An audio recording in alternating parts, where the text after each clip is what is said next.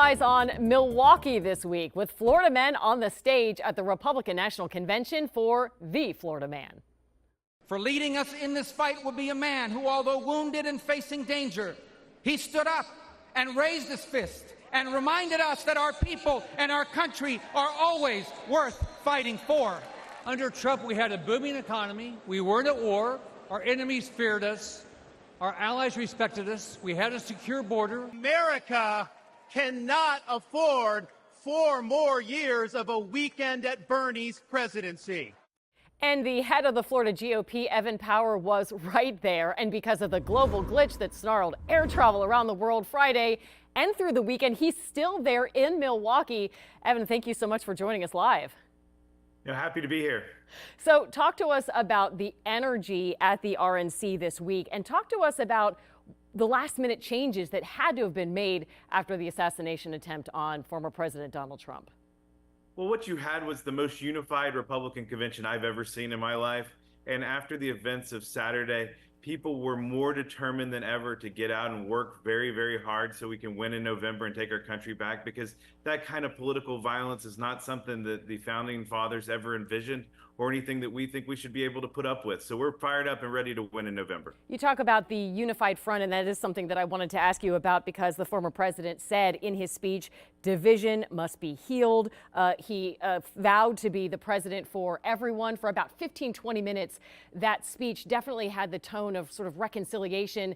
But then a little bit later in the speech, he sort of kind of went off script a little bit, and there was some more divisive language. So what happened there, and how do you square sort of this sort of, thinking of unity with some of his other language, like calling the Nancy Pelosi crazy, for example? Well, here's what you have is that you had a speech that was conciliatory, unifying, but then he also brings up points. You say calling Nancy Pelosi is somehow divisive. The fact is Nancy Pelosi knew the condition of our president and lied to the American people about it. So I do think that the Democrats share blame in this. They're in chaos right now, and we should be able to call it out for what it is. They tried to deceive the American people. It has failed.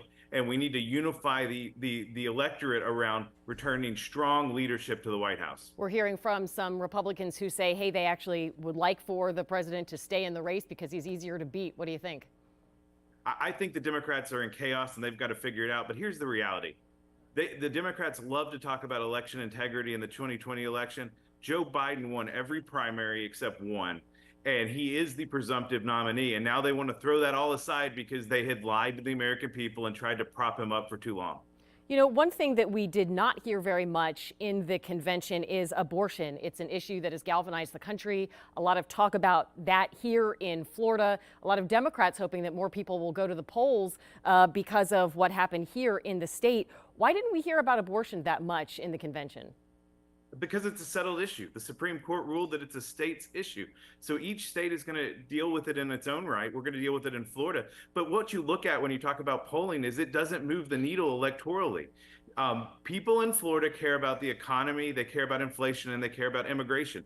Very low on their list is abortion. So it's not going to turn out more voters. It's not going to have an effect on the electorate. And we're going to defeat the constitutional amendment in November. So there was a new voting law that went into effect, as you know, and in fact, this is the first time that if you want to vote by mail, you have to request your ballot every election cycle as opposed to every two. Your counterpart, Nikki Fried, has called that voter suppression. What do you say about that? And the truth is, if you look at the numbers, fewer people are requesting mail-in ballots, at least here in Miami-Dade and Broward counties. Well, if you look here in Leon County, where I was chairman for a long time, there were boxes of returned absentee ballots that came in each time.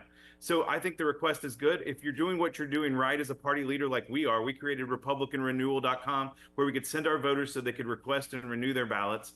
It's not voter suppression. It's requiring a minimum effort. And to be able to have a right in this country, you should be able to put minimum effort into requesting a ballot. Nikki Fried says a lot of things, but very little times do they bear any reality. You were you were sort of a protege and worked for Marco Rubio, who was on the short list for the VP pick. Right now, there are thoughts that perhaps if former President Donald Trump is elected, he may pick him as Secretary of State. What have you heard? I hear that a lot. I think Marco Rubio is a tremendous leader. And selfishly, I'm very happy that he's still my United States Senator right now. I think there are plenty of opportunities for him moving forward, and that would be a great one.